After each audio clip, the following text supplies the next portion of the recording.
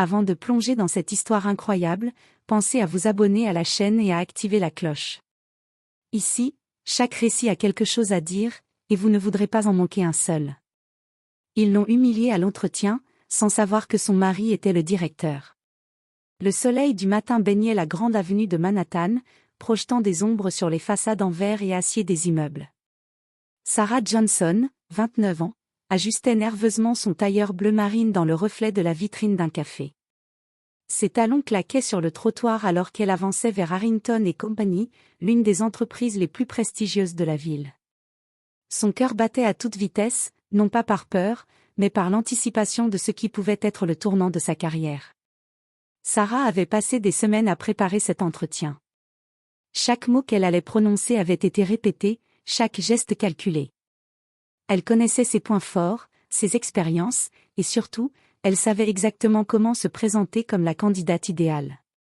Pourtant, une petite voix dans sa tête lui murmurait « Sois prête à encaisser, certains ici ne te traiteront pas avec respect. » Lorsqu'elle franchit les portes vitrées de Harrington & Company, l'atmosphère l'accueillit avec un mélange de luxe glacial et de froideur institutionnelle.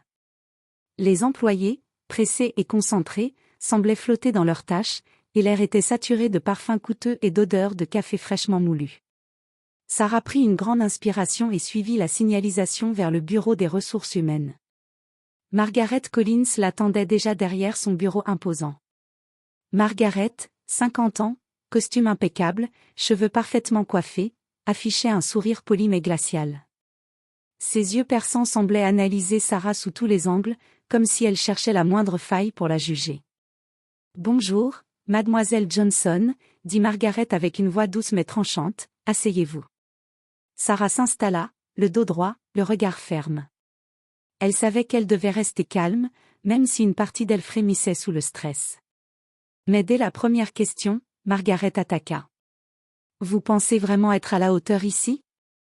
Avec toutes ces grandes écoles et ces expériences prestigieuses, qu'avez-vous de plus que les autres candidats ?» Sarah répondit avec assurance, détaillant ses compétences et réalisations, mais chaque mot semblait tomber dans un puits d'indifférence. Margaret haussa un sourcil, critiquant la posture de Sarah, son ton, son style, et même son choix de chaussures. Chaque remarque était un petit coup, précis et méthodique, destiné à l'humilier. Sarah sentit son sang bouillir, mais elle garda le silence, serrant les mains dans son sac à main. Elle se souvenait des conseils de son mari, David, toujours discret et protecteur, ne te laisse jamais abattre par ceux qui veulent te rabaisser. La dignité vaut mieux que la colère. Après une heure d'humiliation subtile mais intense, Margaret conclut froidement. Merci pour votre temps, mademoiselle Johnson. Mais je doute que vous soyez adaptée pour ce poste. Sarah quitta la pièce sans un mot. À l'extérieur, elle respira profondément, sentant la colère et la frustration se mêler à une détermination farouche. Elle ignorait que derrière le mur, dans une salle adjacente, David Johnson, son mari et directeur général discret de l'entreprise, avait assisté à toute la scène. Ses yeux étaient fixés sur Margaret, brûlant d'incrédulité et de colère silencieuse. David savait qu'une injustice venait d'être commise et qu'il devait intervenir, mais pas n'importe comment. La situation allait bientôt se retourner de manière spectaculaire, et Margaret ne soupçonnait pas que la femme qu'elle venait de rabaisser était la personne la plus proche du pouvoir dans l'entreprise. Dans la rue, Sarah leva les yeux vers le ciel gris de Manhattan, une seule pensée en tête, un jour, ils sauront, et ce jour arrivera bientôt. Sarah se tenait devant la grande porte en bois du bureau de Margaret Collins, le cœur battant à tout rompre. Chaque pas semblait résonner dans le couloir silencieux, comme si le monde entier retenait son souffle. Elle prit une profonde inspiration et frappa doucement. « Entrez », lança la voix glaciale de Margaret depuis l'intérieur. Sarah poussa la porte et entra, un sourire poli accroché à ses lèvres, mais son esprit était en alerte maximale. Margaret, assise derrière son imposant bureau, ne leva même pas les yeux immédiatement. Elle continua de taper sur son ordinateur, comme si Sarah n'existait pas. « Mademoiselle Johnson, enfin, vous êtes là », dit Margaret en relevant enfin le regard, un éclat de dédain dans les yeux. « J'espère que vous êtes prête, car nous aimons aller droit au but ici. » Sarah s'assit, essayant de calmer le tremblement de ses mains. « Absolument, Madame Collins. » Merci de me recevoir. Margaret inclina légèrement la tête, comme pour jauger Sarah de haut en bas. Très bien. Parlez-moi de vous. Pourquoi devrions-nous vous choisir parmi tous les candidats? Sarah se redressa et parla avec assurance, détaillant ses expériences professionnelles, ses réussites et ses compétences uniques. Mais à mesure qu'elle parlait, Margaret fronçait les sourcils, interrompant parfois pour critiquer le moindre détail. Vous parlez trop vite. Cela pourrait confondre vos collègues. Vos choix vestimentaires, trop audacieux pour un environnement sérieux. Et cette voix, vous pourriez la rendre plus autoritaire, non? Chaque phrase était une petite attaque. Sarah sentit son visage rougir, mais elle garda le calme, serrant les mains sur ses genoux. Elle savait que céder à l'émotion serait leur donner raison. Margaret sourit soudain, mais ce sourire n'était pas chaleureux.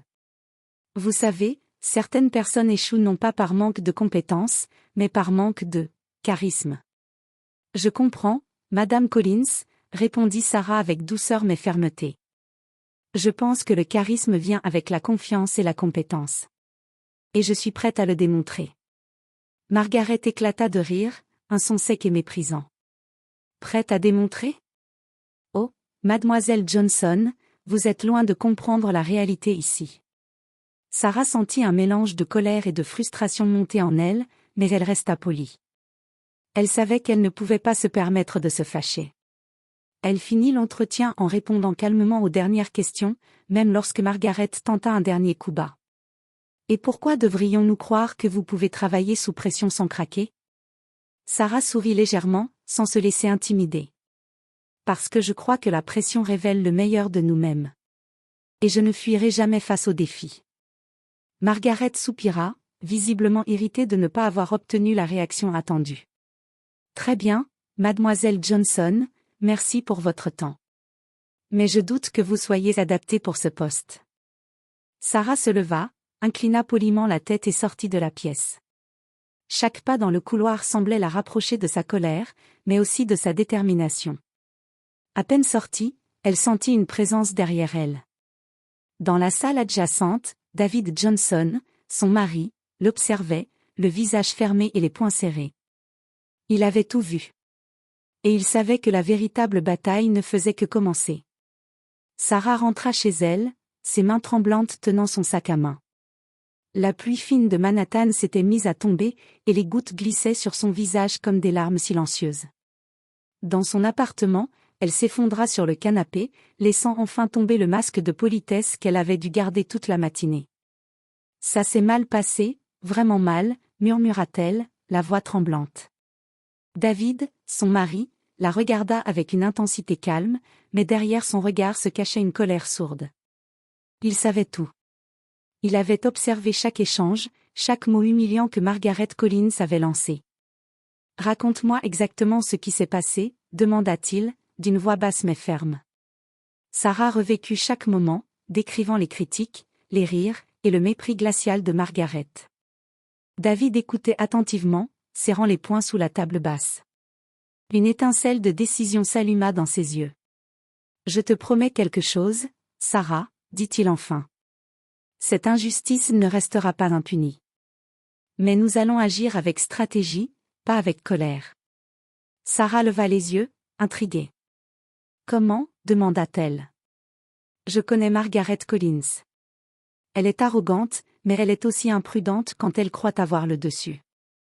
Je vais m'assurer qu'elle réalise ce qu'elle a fait, devant tout le monde, de la manière la plus nette possible. » David commença alors à préparer son plan. Il rédigea des notes, organisa des réunions et consulta discrètement quelques collègues de confiance. L'idée n'était pas simplement de punir Margaret, mais de révéler la vérité et de rétablir la dignité de Sarah sans qu'elle ait à se battre seule. Pendant ce temps, Sarah sentit un mélange de soulagement et d'admiration pour son mari. Elle savait qu'il pouvait être discret et efficace, mais jamais elle n'aurait imaginé que sa protection prendrait une forme aussi puissante. Le lendemain, David convoqua une réunion générale, prétendument pour discuter de nouveaux projets stratégiques de l'entreprise. Margaret, pensant que tout se déroulait normalement, ne soupçonnait rien. Elle se tenait droite, fière d'elle, croyant que sa position et son autorité étaient intouchables. Margaret, dit David calmement devant tous les cadres, pouvez-vous m'expliquer comment vous évaluez les candidats pour les postes clés de l'entreprise? Margaret, surprise, balbutia. Selon leurs compétences et leur expérience. David continua, implacable mais poli. Très bien.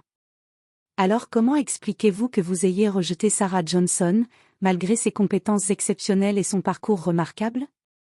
Le silence tomba sur la salle.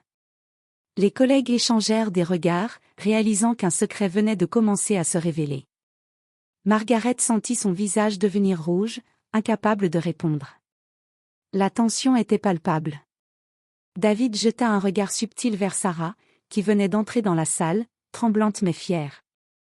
À cet instant, la dynamique avait déjà changé. Margaret comprit, pour la première fois, qu'elle venait de sous-estimer quelqu'un de bien plus puissant qu'elle ne l'aurait imaginé. La salle de réunion était silencieuse. Chaque employé présent sentait l'atmosphère électrique qui flottait dans l'air. Margaret Collins, debout près du projecteur, réalisait que quelque chose n'allait pas. Son sourire arrogant avait disparu, remplacé par une nervosité palpable. David Johnson se leva calmement, son regard posé sur Margaret, mais chacun dans la pièce pouvait sentir l'autorité et la maîtrise qui émanaient de lui. Margaret, commença-t-il, sa voix calme mais ferme, j'aimerais que vous expliquiez publiquement pourquoi vous avez traité Sarah Johnson de cette manière lors de son entretien. Un murmure parcourut la salle. Sarah se tenait légèrement en retrait, le cœur battant, observant chaque geste de Margaret. Margaret balbutia. Et, je pensais qu'elle. David leva un doigt pour la couper. Vous pensiez quoi exactement? Que vous pouviez humilier quelqu'un simplement parce que vous le pouviez? Que votre arrogance serait tolérée ici? Margaret tremblait maintenant. Les cadres présents échangèrent des regards choqués. Peu d'entre eux avaient déjà vu Margaret perdre son assurance. David continua, implacable. Vous saviez qu'elle avait toutes les compétences nécessaires pour ce poste, et pourtant vous l'avez rabaissée. Et ce que vous ignoriez? Il fit une pause, laissant le suspense s'installer. C'est que Sarah Johnson est non seulement une candidate exceptionnelle, mais qu'elle est aussi, mon épouse. Un silence stupéfiant s'abattit sur la salle. Les murmures éclatèrent parmi les collègues, et Margaret sentit le sol se dérober sous ses pieds. Elle comprit qu'elle venait d'être exposée, humiliée devant tout le monde. Mais, balbutia-t-elle, incapable de formuler une défense cohérente. David s'approcha doucement de Sarah, la prenant légèrement par le bras. Sarah, je pense que vous méritez une chance ici, si vous le souhaitez. Et je vous assure, personne ne vous traitera jamais ainsi à nouveau. Sarah sentit une vague de soulagement et de fierté l'envahir. Elle répondit avec un sourire. Merci, David. Mais je veux que justice soit faite. Pas seulement pour moi, mais pour chaque personne qui pourrait un jour subir le même traitement. David hocha la tête, admiratif de sa force et de son courage. Margaret, quant à elle, était complètement déstabilisée. Sa réputation venait de s'effondrer, et même ses alliés les plus proches dans l'entreprise ne savaient plus comment la soutenir. Ce jour-là, la salle de réunion ne fut pas seulement le théâtre d'une humiliation pour Margaret, mais aussi le symbole d'une victoire discrète mais éclatante. Le mérite, la dignité et la stratégie avaient triomphé de l'arrogance et de la cruauté. Sarah sortit de la réunion avec la tête haute, sentant pour la première fois depuis longtemps que son courage avait payé.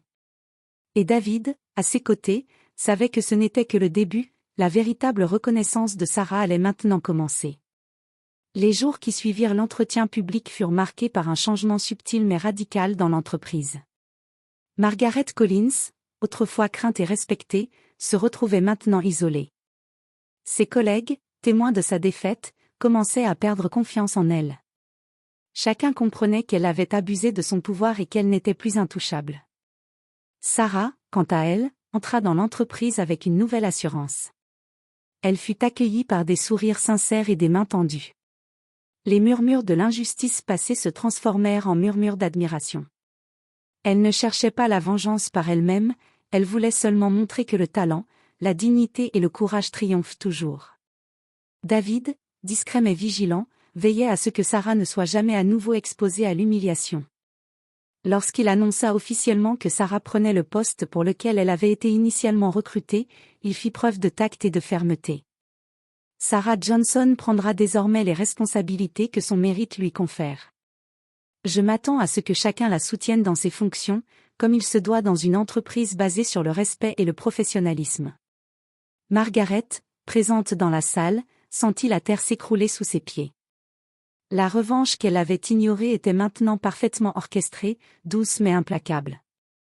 Sa position fut réduite, et ses décisions désormais scrutées à la loupe. Sarah, debout aux côtés de David, sourit avec gratitude mais aussi avec fierté. Elle comprit que sa force ne venait pas de la revanche elle-même, mais de la manière dont elle avait choisi de la laisser se réaliser, avec patience, dignité et justice. Plus tard, dans le calme du bureau, David prit la main de Sarah. « Tu as été incroyable, Sarah. Ta force et ton courage ont changé la donne. » « Nous avons changé la donne ensemble, David, » répondit-elle, le regard brillant. Ce fut un tournant dans leur vie et dans l'entreprise. Sarah avait prouvé que l'intelligence, la persévérance et la dignité pouvaient triompher de l'arrogance et de la cruauté. Et Margaret, confrontée à la réalité de ses actes, comprit que l'humiliation qu'elle avait infligée ne pouvait jamais être effacée. Dans les jours qui suivirent, l'entreprise retrouva un équilibre, le respect et la compétence furent enfin reconnus pour ce qu'ils étaient. Sarah, forte et inspirante, devint un modèle pour ses collègues. Et, silencieusement, elle savait que le véritable pouvoir ne résidait pas dans l'autorité ou la position, mais dans la capacité à rester digne face à l'adversité.